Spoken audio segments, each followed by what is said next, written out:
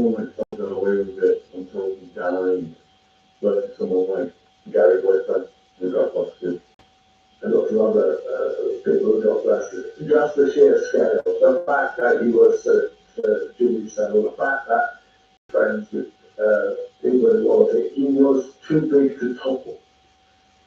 I think that there's a lesson to be learned there. Nobody should be too big to topple.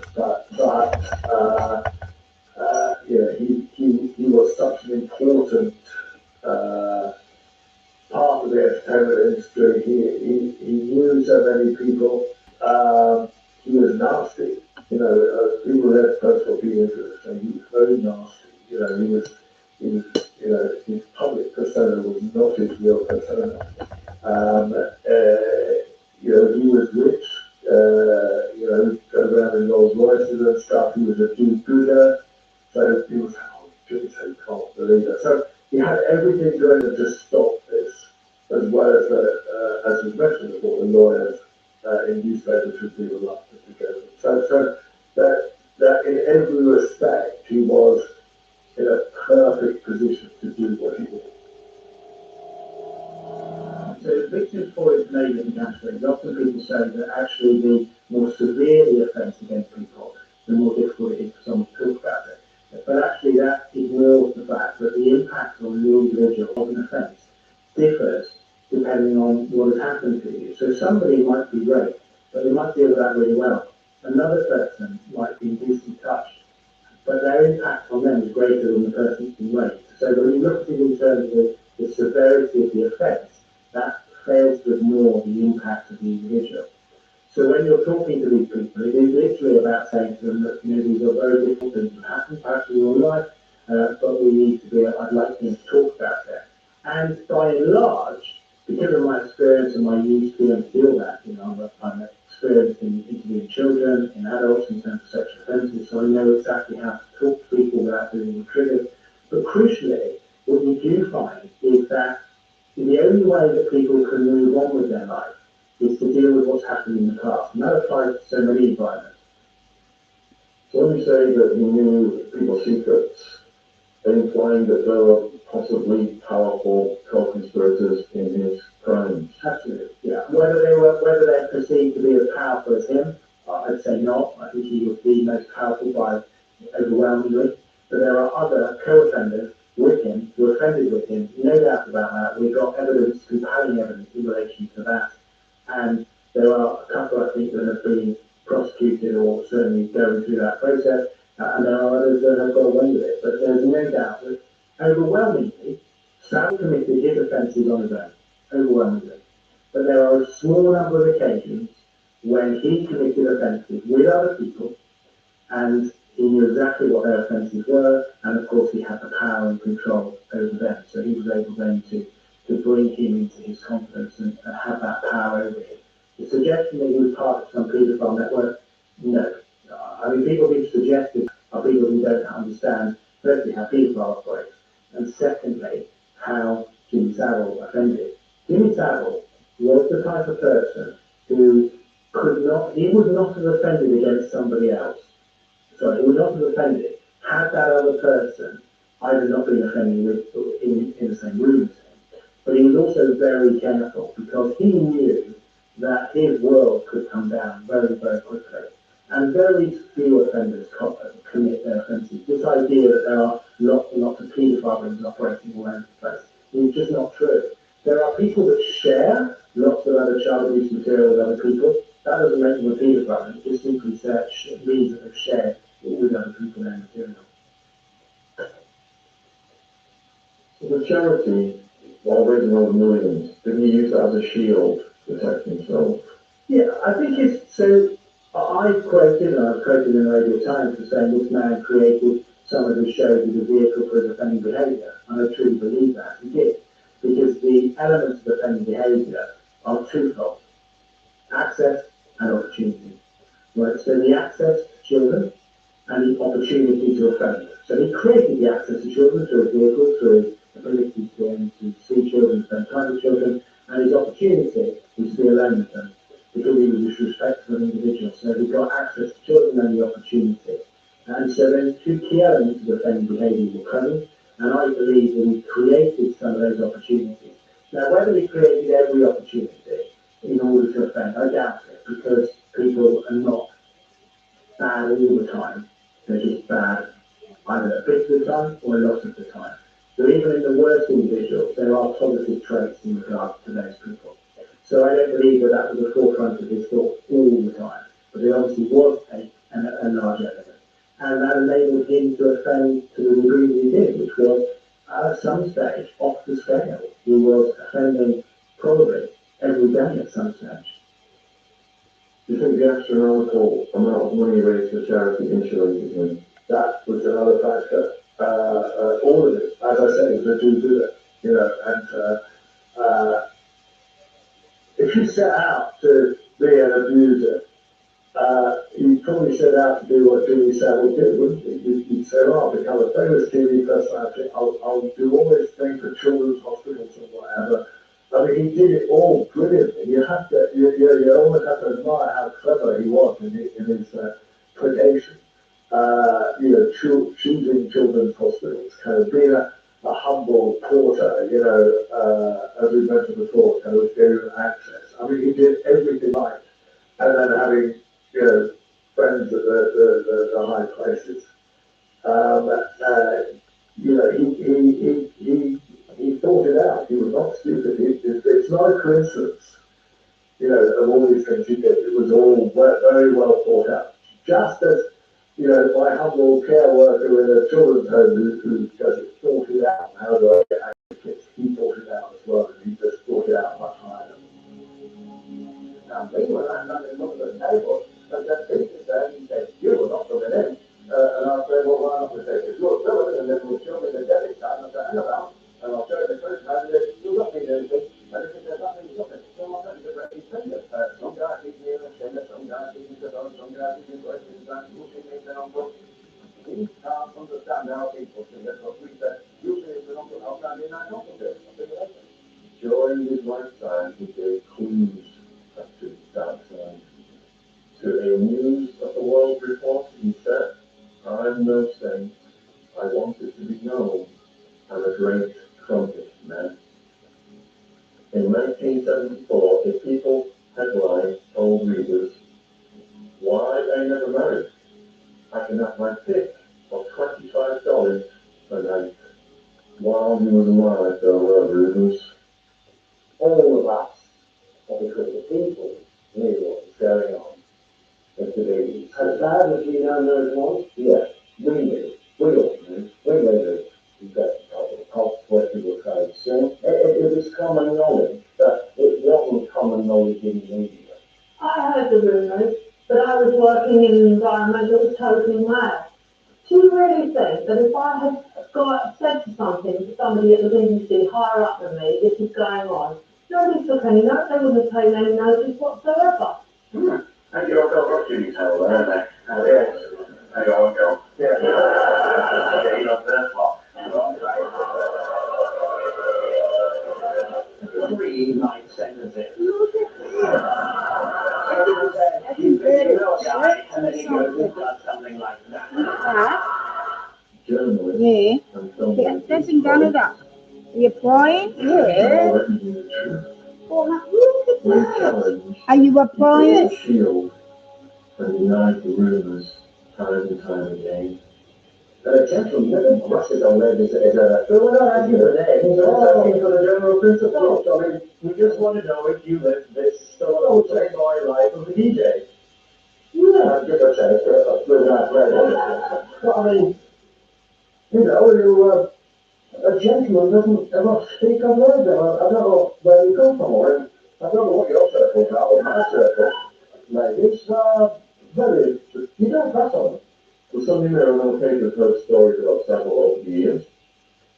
Victims reported those stories, but editors always chose not to run the stories. Savile was quick to threaten legal action, was adept at playing the media. From your experience working in the press, do you have any knowledge of media investigations into Savile, or knowledge of similar cases where the press had to sit on a story for fear of being sued? We often scared of being sued. You know, I did some quite investigative stuff when I worked on the independent newspaper, and you know, the lawyers they didn't have a final say. Their business had the final say, but you know, the lawyers strongly counseled against doing something. You have to accept that. With Jimmy Savile, I mean, yes, he was litigious, and so it's difficult to then actually go right up against him. He was very famous. He was, you know, quite powerful. So I do, Sean, I partly understand this, but actually I still wonder about it. You know, that, because I did, even on the Independent, when I was there in the 90s, there was stuff coming up about Jimmy Savile, and people would kind of occasionally mention it. So clearly they heard rumors about these stories, and you have to develop quite a lot of resistance to it. I mean, you have to, for example, I mean, look at the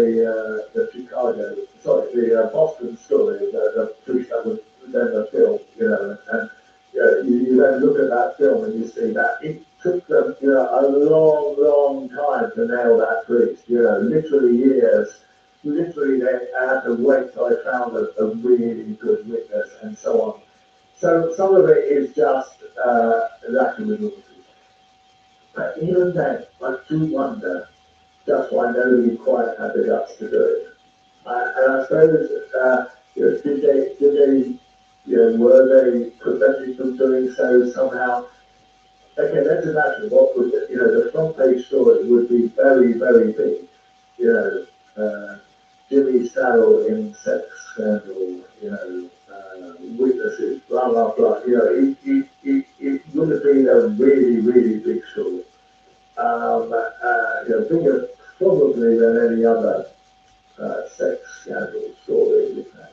He was a really powerful character. On the TV every week or several times a week, and you know, it would have taken a lot of guts to do it. If I arrived at the gates of heaven and said, Peter, this, you were a very tricky lad.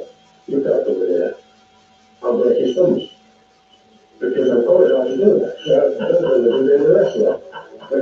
But I've never had a problem yet with anybody who's come to role. You talk about that though as if there's reasons for you going downstairs. Do you have a conscience about that? Is there stuff you've done that you think will deny you access to the big man? No.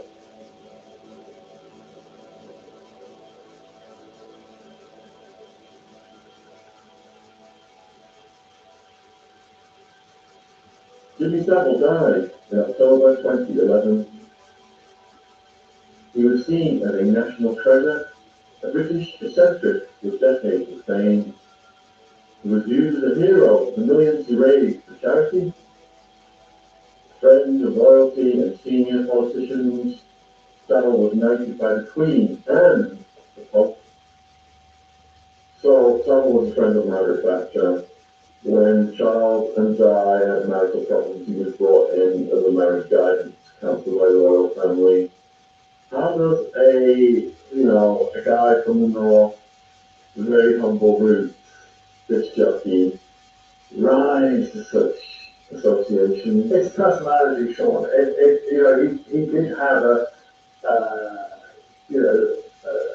I mean, as I said, I don't think he was particularly funny, but he had a certain wit about him. I don't think I could say charming. He wasn't very charming.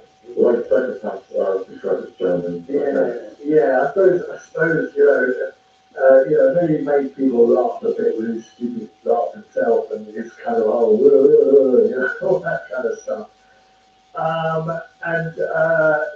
I didn't know that actually, that he was actually after the marriage counsellor. You can't imagine anybody worse, really. To stand her up when he was creepy, sounded like it.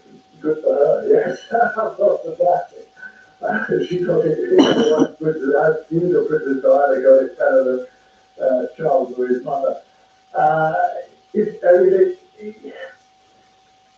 think you have to understand that actors, people in the entertainment industry jump a class or two, don't they? I mean, they might come from humble roots, but they actually jump out. You only have to look at the Beatles who are kind of like royalty now, or Cilla Black, one of our great singers, who, became just a household name and was on all sorts of TV programs, aging programs, as well as sing. That people in the entertainment industry are kind of déclassé in a way. They jump at, we have this entrenched class system in the UK. Generally people can't escape them. But the one escape, I think it's true in America as well, real stars kind of get out of their class, and so they then become part of the red carpet elite. And that's maybe why the Royal Family will be dumb enough to work out the marital problems of somebody who should never have married that young woman anyway. That's another whole story, but it wasn't an issue that could be solved by counselling. It was an issue that should never have taken place in the first place, because he was, as we know, consorting with somebody else all the way through. So I suppose that it was like a bit of kind of putting Savile out as a bit of a figurehead, wasn't it? It was a kind of, church. Somebody who was kind of very famous, a witch, we're doing something. But then the same Carpet effect, as that whole mesmerising notice being on TV all the time. The walls in Buckingham Palace, whereby there was a royal protection police force who would investigate your back, and they would have probably been aware of. Why would they allow the top royals to associate with someone who has such claims against them? Yes, that's a good question. I can only think that they didn't investigate it sufficiently, because I think if they had, they would have come across that. And, Rolex against Sir Jimmy Savile, didn't he? So he was 90, and he was in Buckingham, he was a friend of Fitzgerald, wasn't he? I mean, he actually was a friend, quote unquote, like that. They actually did things together. When was seen in public kind of together. So I think he was above reproach. Come on, Sean, if you get up there, media up there, you're not above reproach, man. You kind of, nobody's question. I mean, nobody would look at David Beckham and think, oh, but we better check him out when he was under shoplifting when he was 12. You get kind of, you get a bubble there. And I think that's what happened. And the English upper classes are daft enough to be taken in by that sort of kind of scale, getting up so high that nobody's going to question it. I think they were taken in by that. Even using illusions. Yes, absolutely. When he was finally exposed, small and great shocked the world. Never before had someone's reputation fallen in such a manner. He was a complex man with several sides to his personality. He could easily flip between roles, from charity work and famous teacher, from abuser to TV personality, all round different on things.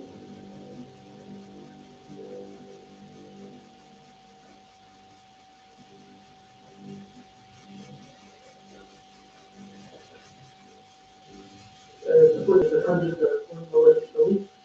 Well, it all depends, you see. I'm like a flip on the side of life. And I could do my thing and mind my own business and do it away and seem to get into trouble for it.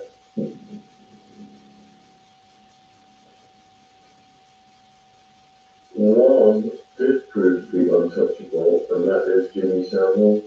How was he able to get away with it for so long? Well, Jimmy Savile was clever because he made sure he had friends in every element. So Jimmy Savile had what he called his Monday Club. They were police officers who came round to his flat in Leeds. Jimmy Savile had Margaret Thatcher, who tried to get him an overall, I think it was 14 times.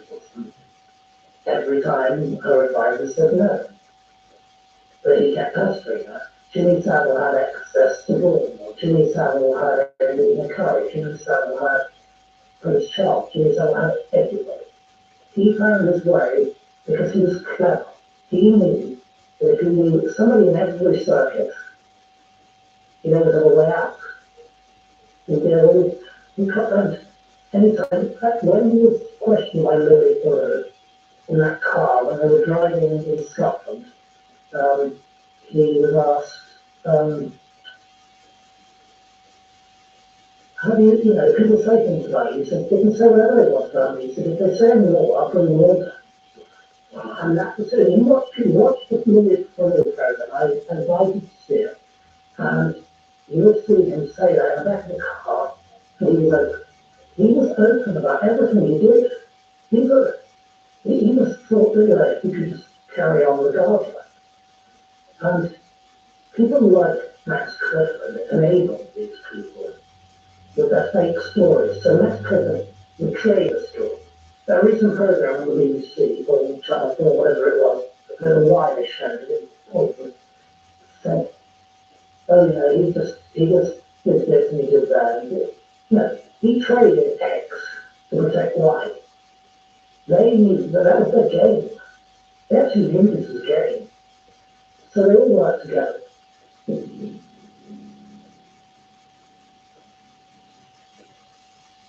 There's power, is money. We're talking about the Prime Minister, Margaret Thatcher at the time. She sent him a letter buttering him up, giving him the biggest arse kissing he's ever had. Take them all the second. Taking right.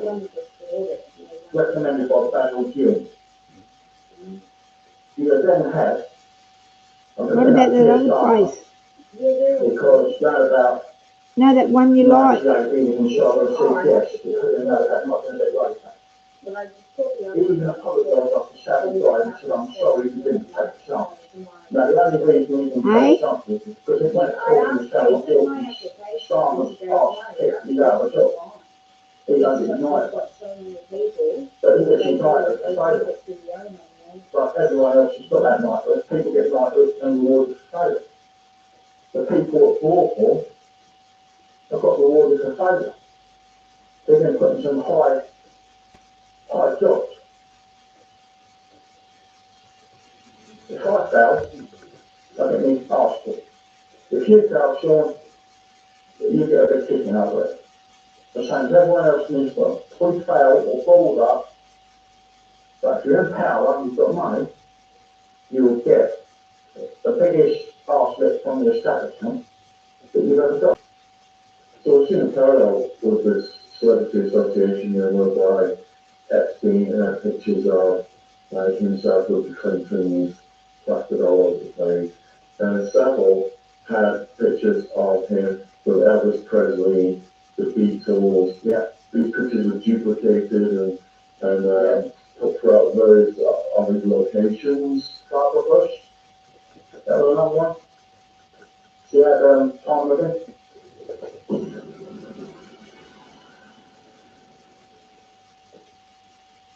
James Wilson Vincent Savile was actually born on Halloween in 1926. He was one of 7 children, parents, Agnes and Vince. He was the youngest child and possibly at one time child born 5 years after his next youngest sibling. Saviles was not declined. She was a small, undernourished child in Oxford County. One account details an accident where an infant child was found severing a muscle in the neck. When the muscle refused to heal, he was left with an unusual condition whereby he couldn't close his eyes. He slept with his eyes wide open, staring at the ceiling. He would have spasms. Doctors wanted to operate on him, but his mother wouldn't let him. Eventually, the infant recovered. For some time, parents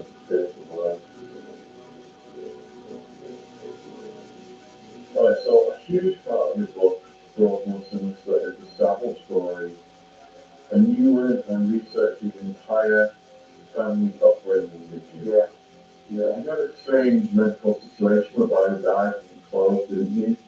Yeah, And he's like a miracle child that he existed, you know, he didn't Like die. I say, I mean, what his brother, he had a brother called John and another brother called Vincent, and they go through all the like kind of health stories that he was a gifted child. This is why him and his mum, who we called the Duchess, were very close agonists. It was at about 3 months old that he actually, or 4 months old, that he was actually been pushed in the buggy and fell out the buggy, causing substantial injuries, which resulted in Sally being placed into hospital for 3 months. They actually thought they were going to lose him. And as time got on, he was the sort of dream child of all the brothers and all the sisters. He was the one that they all sort of raised round. You know, he's that type of special kid to them.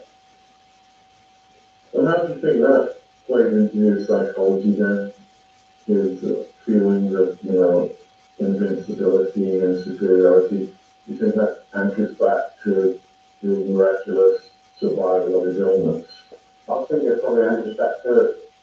If you've got that shoulder that everyone rallies round, it makes you feel special. Yeah. So then you can start playing the game of hitting one up against the other. That's where I think that half the trouble, you know, if he wants something, if someone wasn't going to give it to him, they'd ask somebody else. He didn't pick his parents up against each other because he didn't have very much to do with his start. When his start died in 1955, he was an insurance salesman. He just went out to work, come back with his mother and his siblings. But they all, he paired them up against each other.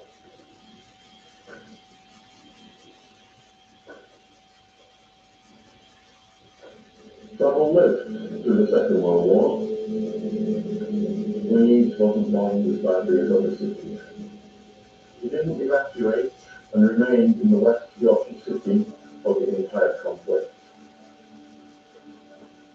During this time, he took an interest in dance halls. He lost his virginity at a young age to a young woman he had met in a dance hall. From his own accounts, he was around 13 to 15 at that time. He described the encounter as both embarrassing and terrifying. In 1944, 18-year-old Jimmy Savile was conscripted into the coal mines. He worked at 3 different mines in Yorkshire and may have remained in the pit if it wasn't for an accident that ended that career. A mile and a half away from the pit bottom and 2 miles from the Gold Bay. So what I did is I took all the over to the very warm down the pit. I took all the clothes off and pulled them in a newspaper and worked in the lobby. Right? And I saved a little bit of water in the bottle, and just before it was knocking off time, I cleaned the hands off and cleaned the face off. Right? And I got back into the pit bottom immaculate. Now then nobody but nobody ever did 8 hours down the pit and came back as immaculate as the set off with white shirt. They were quite convinced that I was a witch. And I'm going to say the word. And I suddenly realised that if you were different and you didn't say anything about it, you see, it had a tremendous effect on people. And that's really the lady. If you go to South every night to the old miners where you say, "You was able to go around it." Oh, you look around and say, "You know what you thought you know." Of course, you get darkness at work there. So the first time I realised it's a different, very different. What was it like in growing up? Wasn't a lot of mining activity in that region? Didn't he eventually become a miner? Yeah, he became what they known as a veteran boy, which means he couldn't fight in the Second World War, so he was conscripted down to the mines at an early age. That didn't last very long because he actually had an accident down the mines. There was an explosion that rendered his back useless. That didn't last very long at all. I mean, he claimed to be, you know, you probably seen a cenotaph later on life, you know, with the Devon boys and you know, the Remembrance Sunday. But that was a very short period of his life. That wasn't something to really, brag about extensively. I mean, literally a couple of months down the line. So was that part of his myth and his legend, came from such humble roots? Yeah, he used that quite a lot with people. I mean, he played on the downtrodden bit. My mum's hard working. She had to bring up 7 kids. My father went out to work hard to support the family, and the fact he was sat in insurance broker, but he was also a bookmaker as well. So unfortunately, then time, Oxford bookmakers wasn't the done thing. He spent a lot of time with his brother Vincent, and a lot of time with his brother John. And Vincent was sort of kind of key later in life.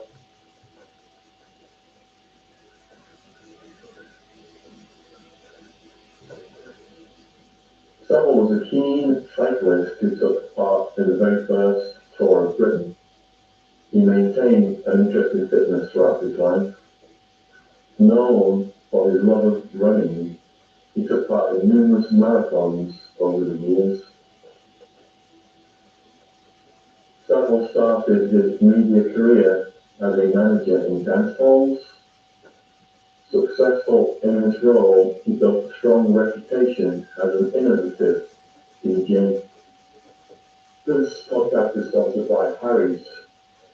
Harry's is way more than a super sharp razor company. They're here to revamp your whole routine, from close shave and flake cream hair, all the way to clear, healthy skin. Harry's helps guys feel great. For this sponsorship, Harry's is offering a free travel-size shower gel with a trial set to you, the viewers, to give you a chance to try their own products as well as cheese. Please make sure to support this podcast and give your own shower shave a go by redeeming a free Harry's trial set. All you cover is £3.95 for delivery. Just head to harrys.com/Sean, SHAUN, to have your set delivered and start a shave plan. Your freebie will be added at checkout. That's harrys.com/Sean, SHAUN. Thank you for supporting Harry's. Link is in the description box for this video. After Savile sort of left the mining industry, the truth was it. What happened then was that his brother Vincent got Jimmy into nightclubs, doing disc jockey. So that's how he got into it was his brother. Yeah. Right. His brother's a key to a lot of things. Not a lot of people know, but Vincent was a bit of a villain. Was he? Yes. He was well known in the underdog scene. He had money, he had power, which I think is what Jimmy Savile played on. What kind of rackets would his brother have been doing back then? Cigarette rackets, booze rackets. The nightclub game would have been my own as well, because you can either lock behind a nightclub. I mean, Manchester, you're talking the 50s, early 50s, up to the 60s. I mean, that's the time when, sort of booze and fags, and just after the war, everyone's in one. Alright, so he gets this nightclub job then. Now, in the Louis Theroux program, he talks about the situation in the nightclub. Yeah. And he kind of reveals that he had some guy tied up in the basement, I think it was. Are you able to expand on that? I am. I mean, I put it down to Jimmy using his brother Vincent's know-how, because all Jimmy was in the club at the time was a DJ. He was spinning records. He was the first one to get people up dancing to records. He was. What made him popular was he drew the crowd in. Then, just as that started, what his brother suggested was, run nightclubs. So we got Jimmy into running 3 nightclubs in the Manchester area. Now, Jimmy said this was a bit of a power trip, because his attitude was, you come into my club and behave.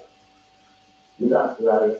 He was known to take them downstairs, to tie them up, and they'd get good beating, I mean, he played on the theatre. I mean, his brother Vincent is the one that everyone's scared of.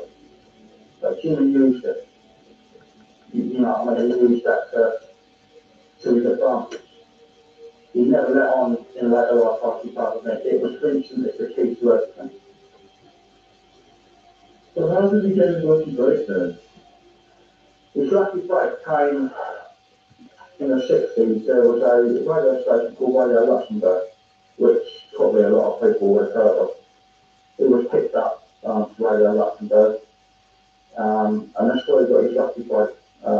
He had hundreds of thousands of listeners all over Europe, very popular radio slots in the evening, and that took him for a number of years, and then eventually the BBC got wind, and that's how he got the Radio 1 job.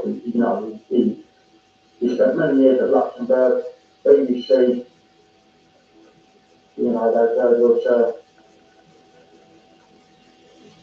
they pulled him in. Moving into radio, he became a DJ for the BBC. I'll tell you what we're doing now, ladies and gentlemen. Top groups, top records, top everything. The Hounds of Africa are no record now by what is definitely one of the top groups in Mexico. Notice the top group in the rhythm and blues section this year, 1957, the nil other dance people are known as the Rolling Stones, and here they come right now. In television, he hosted programs such as Top of the Pops, which I'll never forget, and Clunk Click. But his most famous show was Jim O'Fixit, which made him a national icon. Running for over 20 years, some episodes of the show pulled in over 30 million viewers. We got a letter from Mary Rigby, the Golden Speaker. Dear Tim, I have always had an itching to ride on a dolphin's back. I can swim very well and 14 years old. Please could you try and fix it for me? Savile's career gave him access to starstruck teenagers. Well then, well, we should take the pops. What's the matter next? That was the evening. I'm watching that record we've got. So what we're going to start to put them in that. You know, it's crazy about this group that's going to start. But now in the talk about what's the going to do? He's taking out and get out. He was famous, wealthy, and inclined to exploiting his fans. In the early days of his promiscuous life, he preyed on countless groupies. Talking to writer and biographer Dan Davies, Savile revealed this about his days as a DJ. I would stand on the stage as a record player with 1,000 people in the room for 4 or 5 hours. Of the 1,000 people, 700 were girls. If half of them can't stand you, that leaves 350 who can stand you. If half of them are not too keen on you at all, then the other half is. That's 125 people. If half of them actually don't fancy you, that leaves around 65 girls who might want to go off with you. You don't have to be a brain surgeon to work out that you're never going to be short of ladies' company. This story reveals a lot about how Savile viewed women. It was all a numbers game to him. Women were his sex objects. Someone who knew Savile during his Manchester DJ days recalled how colleagues would joke that Savile was either going to be a huge success or end up in prison having sex with underage girls. It was a sign of the times. People didn't think, as they do now, to report paedophilia as a crime. Don't forget, as late as the 1970s, the government was giving hundreds of thousands in grants to an organization known as PIE, the Paedophile Information Exchange. In today's society, it is unthinkable that such an organization could show a public face. Times were different back then, is one of the reasons why victims weren't so readily coming forward. It's very likely that 400 of you will be into your cars tomorrow. You'll be within 6 miles of home and doing Western Circuit. And it's going down to a lot of you ladies. You'll be shopping, collecting the kids, going to the water. Some of you, the place you start out with in the morning, won't be the same place you end up with by the evening. Why doesn't that? It's so simple. Close the car door,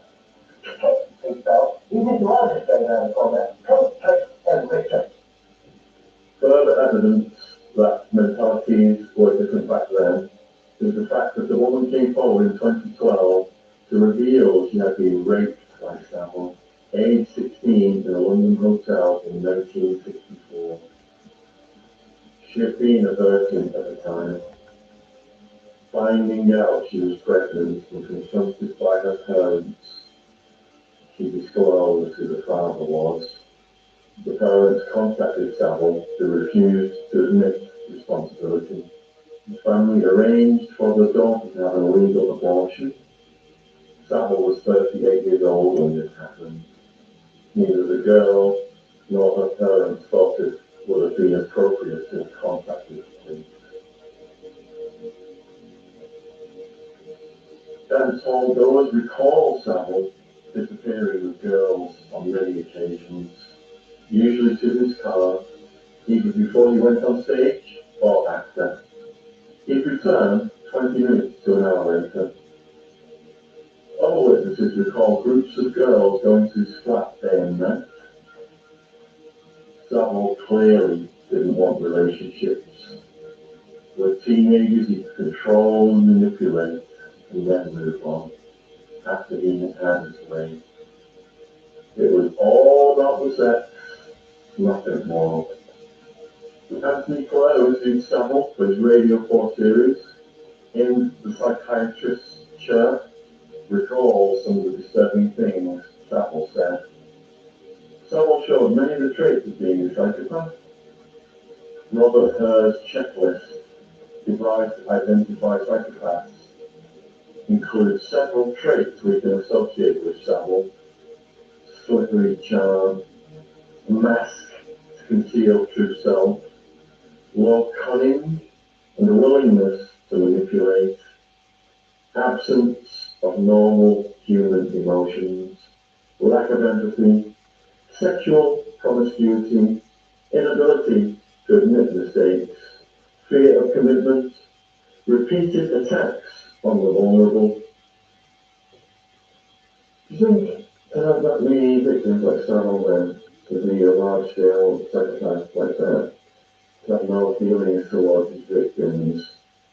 Have you looked at his life history to see if there's any, nature versus nurture? I saw when he was a kid, something he banged his head, and he couldn't close his eyes, he was like a little baby, and his eyes were open like 6 months, and he thought he was going to die.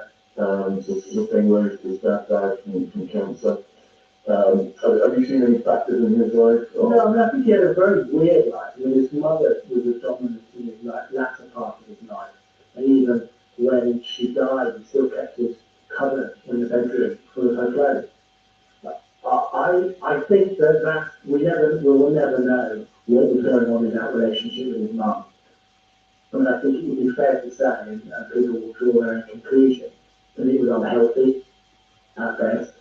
But it was really, really wrong. So I don't know what else, of course, took place in his relationship. It's saying what was possibility of incest. I believe that people make their observation of the evidence. We never had any evidence to tell us that. But I think his relationship with his mother was incredibly unhealthy for a grown man of his age. I mean, he never cooked. He never had any utensils in his house or anything like that. He didn't have food with him. He's sounds like everyone all the time. They'll get to the cafe and they give him food. He never used to pay for anything. I mean, he didn't own any of his Rolls Royces and things like that, or his car. I think he finished 2 marathons.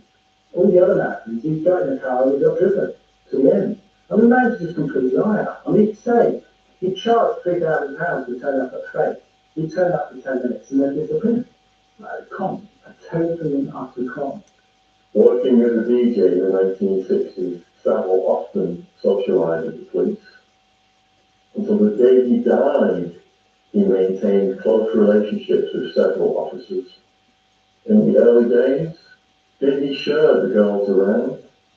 Were the police reluctant to pursue any allegations against Savile for fear of being brought into a prosecution? We will never know. What we do know is that Savile was a master manipulator.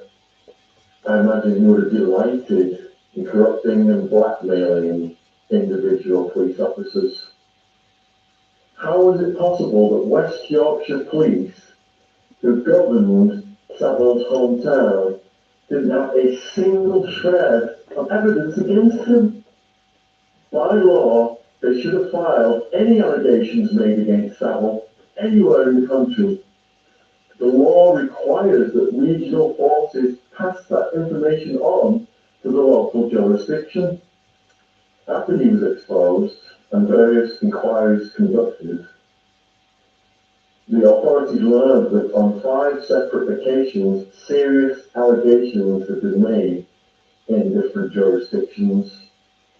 They should have been passed on to West Yorkshire Police. The Surrey Police told one inquiry they had passed on allegations given to them as recently as 2008. In their own special inquiry, West Yorkshire Police, of course, denied receiving any such reports.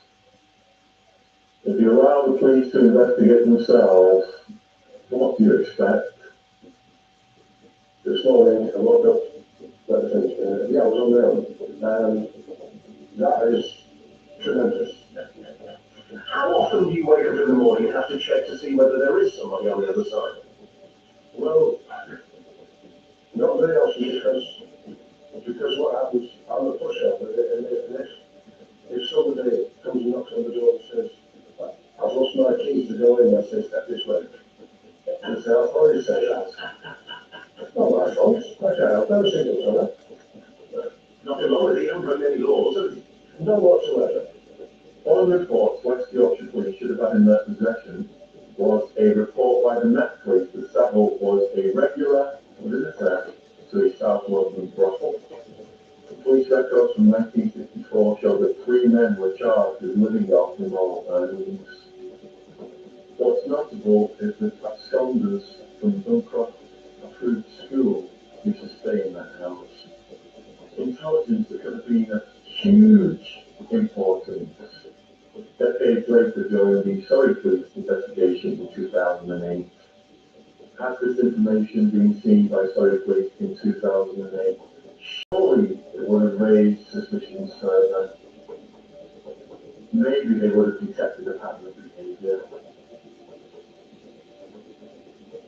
Savile was clearly detected by his celebrity status. He was himself untouchable. As the years went by, the longer he went undetected, surely grew responsible. Again and again, bravely attacking his victims. Luckily for Savile, he managed to dodge a huge bullet in the 1960s. Media sources claim there was a newspaper investigation into his private life, and specifically into his preference for underage girls. They had names and plenty of evidence. Unfortunately, for hundreds of future victims, the very same newspaper decided to hire Savile as a columnist, and the investigation was killed. The editor wanted to appeal to younger readers. Had this not been the case, Savile may have been exposed way back in 1957.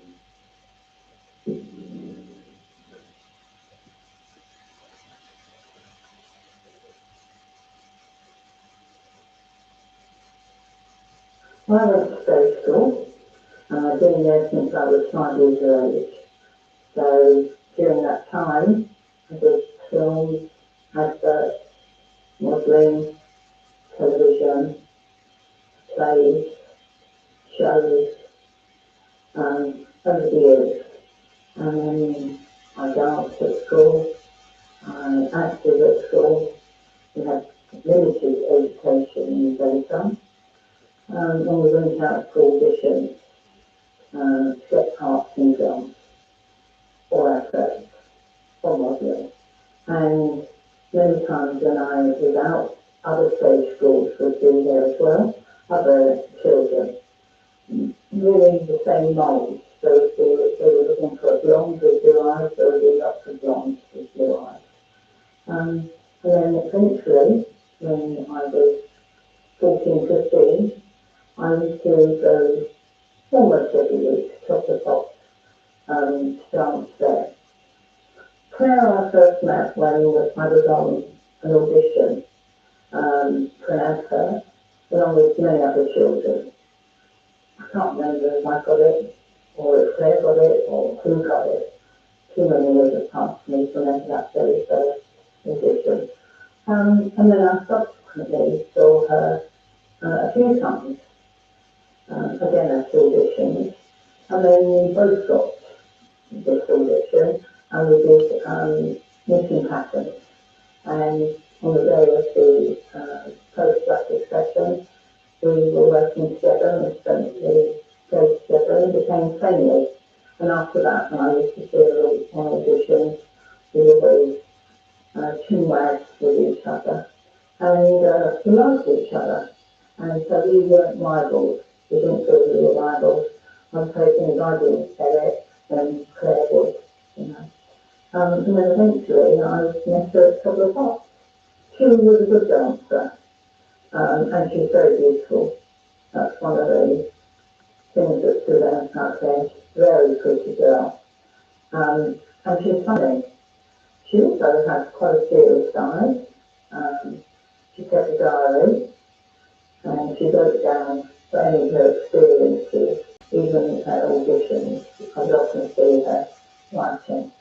I don't know which book always in the diary, but I figured it was what was happening to her at that given time. But she was fun to be with. Yeah, nice girl. If we lived near her, we would have most probably been even closer friends. She told me she'd been adopted and that she did have another name. So those are little things that one shares with friends. So it was big in the States, sort of thought it was for another 15 years after we went there. As for thinking it was a show to make us famous, no, I never went there on that. I went there most probably, in my mind, to be a dancer, and also it's like being in a discotheque really, when you're only 15. You're not allowed into discotheques, so it's really almost an extra thing, you know. But it wasn't there because of the famous people there, because throughout my time as a young actress, I've met many famous people, so I was not in awe of them, and I don't think Claire would have been either. In fact, there's probably lots of my friends who came with me to Top of the Pops. It was just some social fun after school. We just had to give our names and we got taken to the Top of the Pops area. Obviously, we're not going to dance in our school uniform, so we were allocated an area to change. Some youngsters, and certainly older people, would arrive already in their day, evening wear dancing, but us as children, we arrived in uniform. So we changed into hot pants or mini skirts or mini dresses, high heels, some makeup on, and because we were, in a way, professional dancers, we were often put in the front near the DJs or where the groups would be singing. So there were lots of older people there as well, as in 17, 18, 19, 20 dancing, but we were sort of young sorted, like 14, 15, and maybe 16. We were always made to feel quite special. Some girls were invited back to the dressing rooms. I only went there once to a dressing room, and I can't remember which DJ's dressing room it was, but there was a few people in the dressing room at the time drinking slightly what I might consider inappropriate behaviour with girls. I only had someone try it on with me once, and I sort of snapped their left hand down, and I made excuses to go to the toilet. I mean, that was the only time I ever went into a couple of pots dressing them. I knew that what might be happening in there isn't what I wanted to happen to me. After the couple of pots, we were invited to go up to the bar. Again, names would be left as you approach the bar. So, it's going to the BBC bar where there will be lots of executives. There will be actors from other shows that are being or going on or being filmed at Chocolate Box on the BBC. And, we would be bought drinks, usually champagne. And I would only ever have a couple of glasses because I still had to travel home that evening, and I certainly wouldn't want my mother to see me drunk, so a couple of glasses. There was one girl in particular, who was 16, and she was promised some shows on Frankie Howard show actually at the time, and she often went to the dressing room. So what she was propositioning, it may well have been to make her famous, and she was only trying to Frankie Howard show for a long time, one of these comedy sketches. She was often in that. Myself, no. Saw him quite a few times. Sometimes him and another DJ would host Chocolate Box. It wasn't always just a singular DJ. He was quite a touchy man, and he was certainly fit who you might want to be near him. He would certainly say, I'll have that girl come over here and dance near me and things like that. So he always looked a bit weird because of his colour of his hair. At times he had half black and half white hair. He dressed in tracksuit bottoms.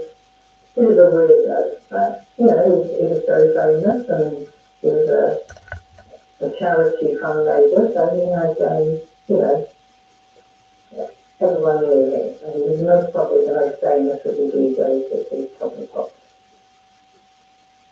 I had an opinion that he was a dirty old man, just by the touching he tended to do around the groups that were near him. He wasn't an ideal man to stand next to, literally, that way he was touchy, and as I say,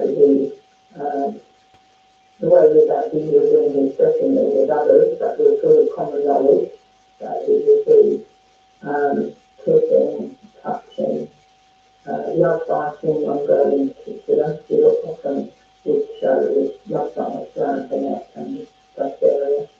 So he was a bit of a dirty old man. I mean, I never could really understand why any of these young girls, whether they're 15, 16 or 17, would like to have his hand in that baby anyway. I can't imagine what else really. He actually asked the floor managers, and they would come on the stage and whisper in girls' ears so that to a dressing room. And that would have been not only Jimmy Savile, it would have been other DJs as well at the time. Well, Claire was approached by floor managers in the evening. In fact, he'd taken off stage and disappeared even before Chocolate Box was filmed. And when she came back to the filming of Chocolate Box, she told me that she was going for a drink with one of the artists who was appearing on Chocolate Box that evening. And she asked if she could stay at my place.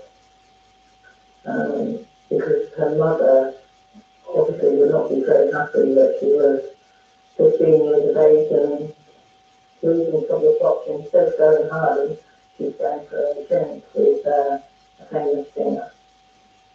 And I said to her, yeah, you could even go. And after Chocolate Box, she phoned her mum, and I spoke to them. She telephoned just to confirm that Claire would come back to my place, and then she'll go on to school, because she had a school uniform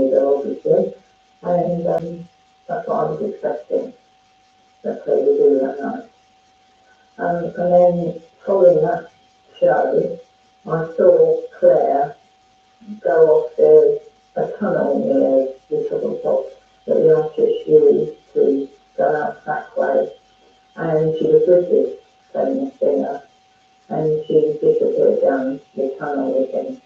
And I was waiting for her to come back to my place by 10 or 11 o'clock, and she never turned up.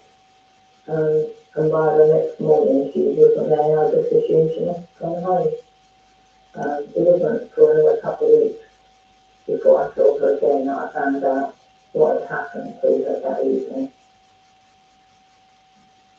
So I gave her that alibi, not knowing I was actually giving her an alibi, because I just think she'd come to my place.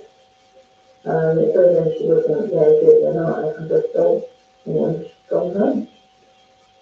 When I saw her, she was very keen to tell me what had happened. She had been taken to South Kensington, to a hotel in South Kensington, and had gone into the bar with this singer, and they'd had a drink. He then said he wanted to change out of his outfit that he had worn at Top of Top, and for her to come up to his feet, which she did. And from there, he was given more alcohol, dinner, and she ended up spending the night with this famous singer. And from what she told me, she had sex with him. Now, I don't know if they've ever had sex before. I don't know if she was a virgin, but she spent the night with him, and he sent her home in a taxi, or to school, I'm not sure, the next morning. She put the uniform on and I think went to school. Well, I think she was found when she was turning up at some DJ's places that she had got herself in a bit deep, and didn't really know how to get out of it. And I told her that, just don't go there. And I think she found that she was already in a spiral of being obliged to meet these people. And then a few weeks on, she was very worried. I know she had disappeared, and she was very worried that she might be pregnant. Meanwhile, her mum had found her diary. When I spoke on the phone, I didn't see her face to face, but I spoke on the phone, and she was really upset that her mum now was taking matters further. So they were going to, she was going to go to the BBC, and subsequently she went to the police. And I think Claire was embarrassed that things were coming out, what she'd been doing. I do think she had a pregnancy fear at that time, and the next thing I knew, she committed suicide. And then it was in the news of the world. What we knew was the exploit of this girl and her diary. So sad.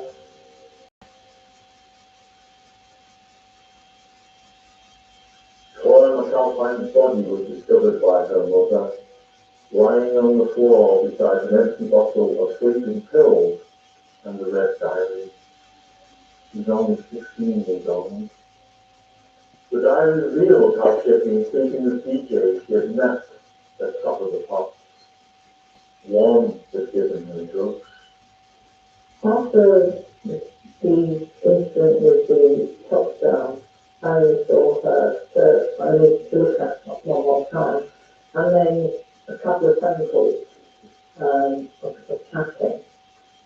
But she was worried, and I think she was worried that it was all coming out, what was in her diary. But I also think she was quite worried that she might be pregnant, so that was maybe even more on her mind if that had happened. She never had gone to test but she died during that time that she was feeling very vulnerable. And also, my mother was going to sleep. My mum has already gone to the BBC. I remember that. I don't know if at the time my mum went to sleep at the same time or if that was after her death. I'm not sure. The diary's contents had shocked Claire's mother, who had discovered it a month before Claire had taken her own life. The News of the World reported on the story, quoting Vera as saying, "Some of the passages are so shocking that I would rather not repeat them. But the police know what they said." Vera contacted both the BBC and the police. When she contacted the BBC, she demanded to speak to someone in a senior position, only to be told that would be impossible. The BBC shrugged off the whole matter, despite the fact that Claire had been a regular participant on the show. They claimed to have spoken to the DJ in question, but denied the allegations. Case closed. Neither Claire nor Vera were contacted for their side of the story. She felt embarrassed that she had been to people's homes and then been to this hotel. I think it was more out of embarrassment that the school, her friends would all be aware that she was doing a little bit more than just going and encouraging on something else.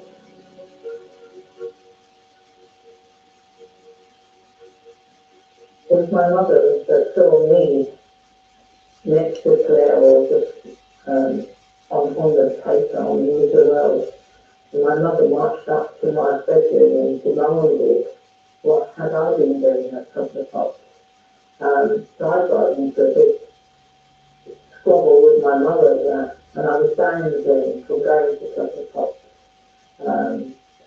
So I didn't see Claire, but we spoke, and then it all came out about her death and what subsequently had been happening at Clutter Pop. That eventually we told it was all fantasy in her mind, that this thought, this diary that she wrote this, these things in was all made up. I don't believe they were made up. And it's a shame some people didn't believe her. I think her mother believed her, what was in the diary, and why she wanted to, take the BBC. So why is this happening to 14, 15-year-old girls? Why are they back to DJ houses? Why are they going to DJ dressing rooms? And why are they going to BBC bars? At the inquest into Claire's death, officials had branded her as a fantasist. Her diary ended up at Scotland Yard. We will never be able to get its contents, but conveniently it went missing.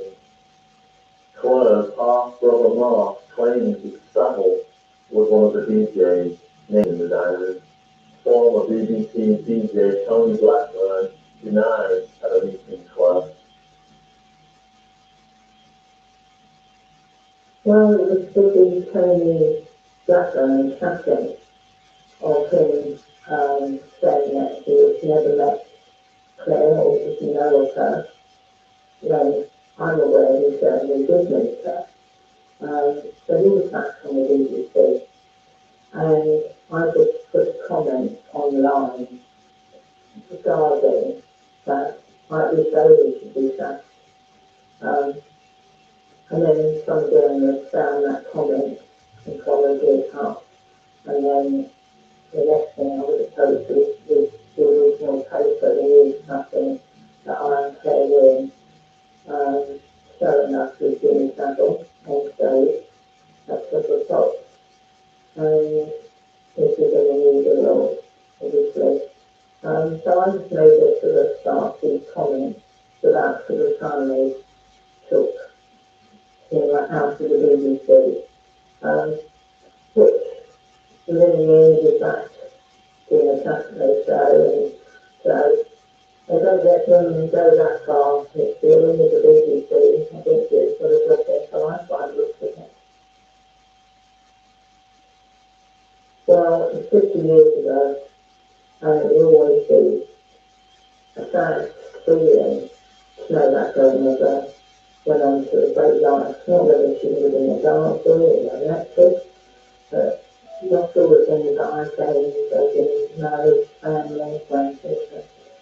And also that really she was being the liar, a fantasy, and perpetrated of not only Claire has gone on to continue as in the established case for many years.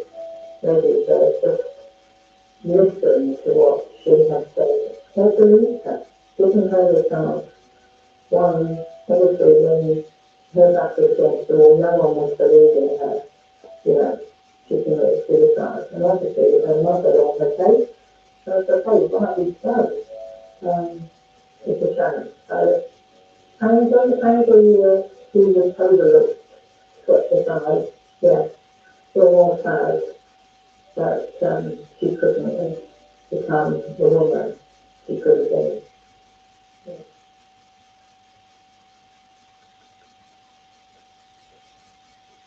In May 2010, it was brought to the attention of senior BBC executives that Savile was gravely sick.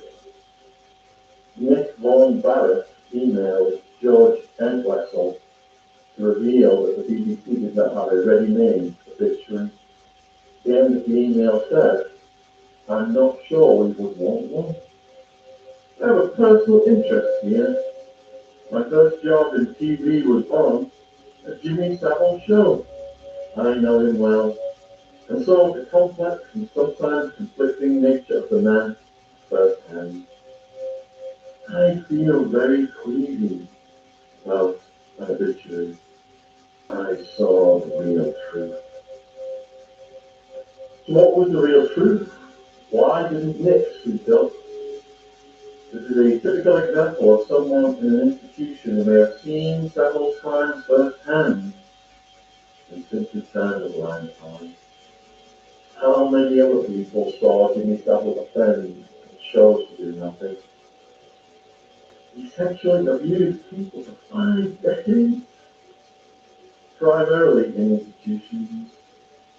When abused at hospitals, it was usually in public spaces. How many witnessed the abuse? How many fundraisers at charity events or production staff on TV shows saw crimes take place that they just kept quiet about? Senior BBC executives were well aware of the dark side of Savile while he was still alive.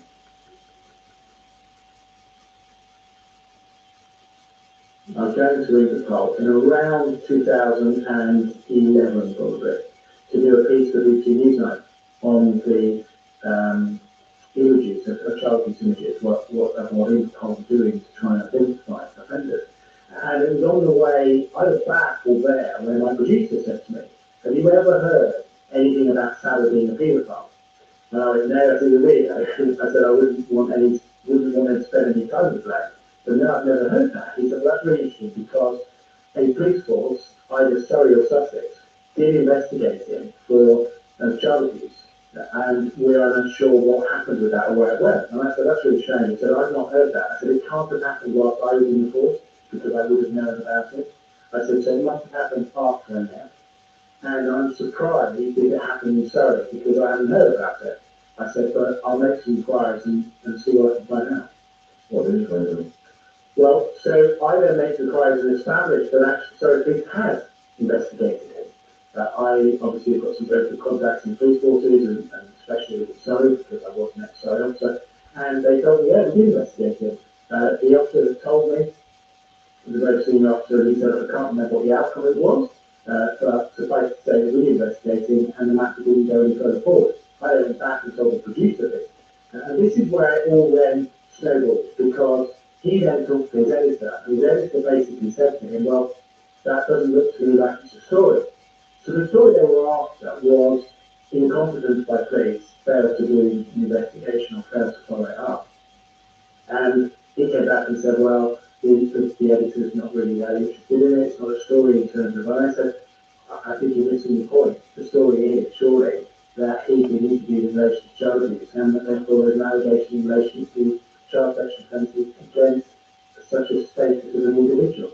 But they didn't run with it. And then I remember talking to him and said to him, he said to me, look, it's dead, we can't do anything with it. And I said, well, if you're happy, let me run with it. I said, you know, I'm on a different network, you're BBC, my relationship is relatively good, let me run with it and see what I do. It still needed a lot of work.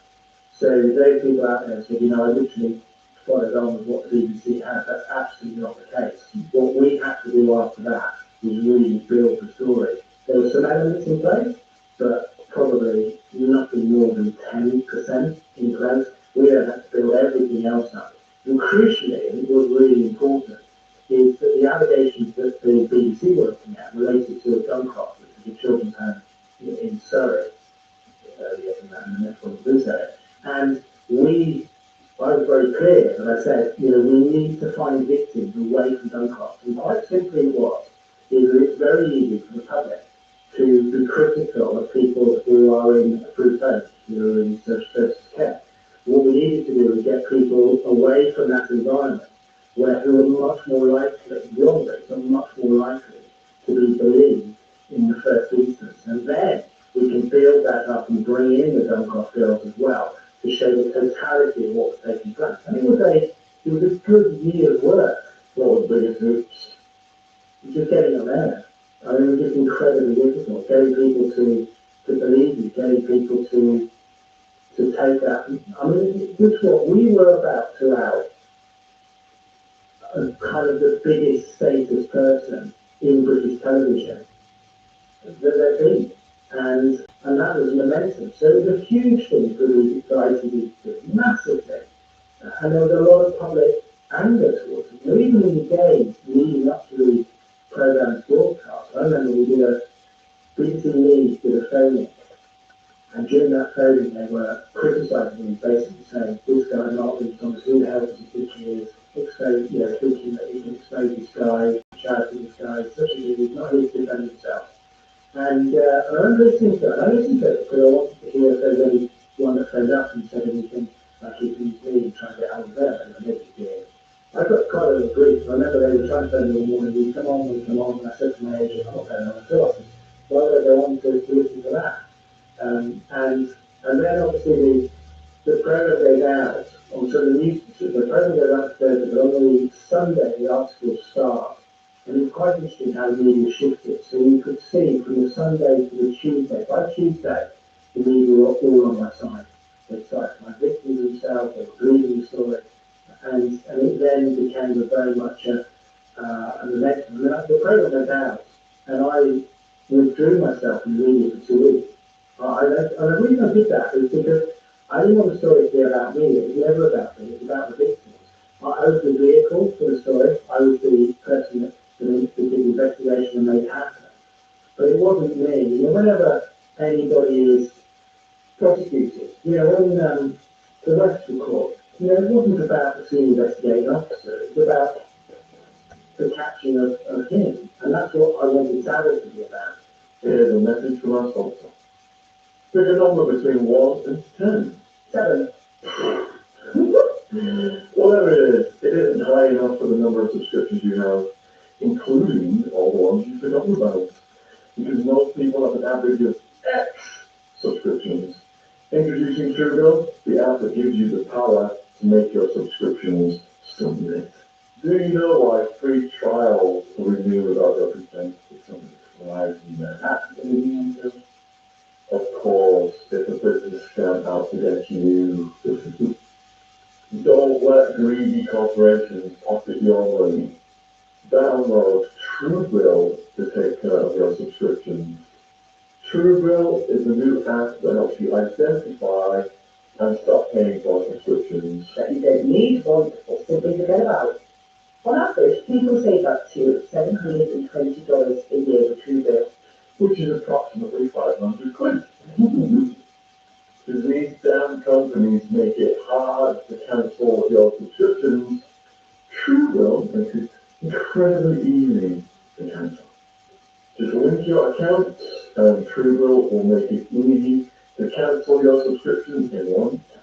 And your Truebill concierge is there for when you want to cancel any unwanted subscriptions. So you don't have to. By law, most states don't have to disclose when subscriptions renew, because they're in on it.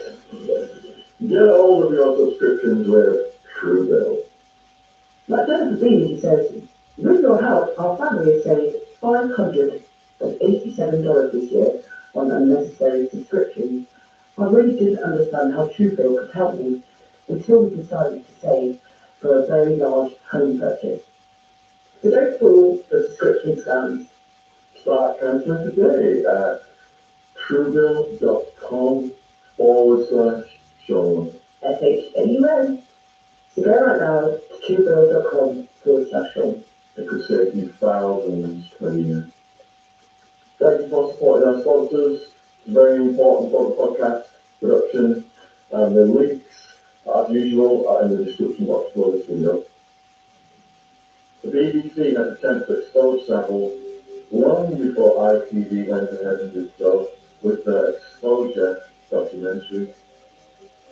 Less than 3 weeks after Savile died, the journalist from BBC News 19 began working on the script. It read, when Jimmy Savile died in October, Prince Charles was tribute to a national treasure. But there was a darker side to the star of Jim Fix-It. Newsnight has learned that he was investigated by police for sexual assault on minors, but the Crown Prosecution Service decided that he was too old and proud to face trial. Now, some to go who say they were assaulted by him when they were 13, 14, and 15 have talked to Newsnight. They say Savile was an evil man who should rot in hell, and that his charity work gave him cover to get young girls. They even claim some of his abuse took place after BBC recordings and involved other celebrity pedophiles who appeared on several shows, such as Gary Lineker. So the story behind the making of the programme is that essentially we got to the position where the programme was ready to go. And on the Saturday, so on the Friday, we agreed a process in terms of giving some information to newspapers. So what the ITV publicity desk said, let's give it to the Mail on Sunday as an exclusive, and then we'll give the extra bits to some of the other newspapers. And I have a very good relationship with the Sunday Mirror, so I said, well, I'd like to give some to the Sunday Mirror because they're a very good paper and I know the editor very well. And they said, okay, well, why don't you do a personal interview for the Mail on Sunday and we'll give everything else to the Sunday Mirror. And so I said, okay, that's fine. And I remember on Saturday, I got a phone call from at my son's football match, and I got a phone call from a reporter from Mail on Sunday. And they said, we're just finalising this report tomorrow. Can you just tell me a little bit more? So I told them, and they said, well, there's more. And I went, there is, that's the story. I said, well, you want more? And they went, well, it's not really big enough, it's not this. And I went, right. So I thought, okay, and so Sunday comes, and the Sunday Mirror and the Sunday People run the Savile story on the front page. The Mail on Sunday runs it on page 5 or something like that. And I'll never forget that, because I think that's a really significant moment in terms of not understanding the gravity of the story. That story went down on the front pages for a consecutive 41 days. The Jimmy Savile story. So that tells you how massive this was, not just in terms of the UK, but internationally and worldwide.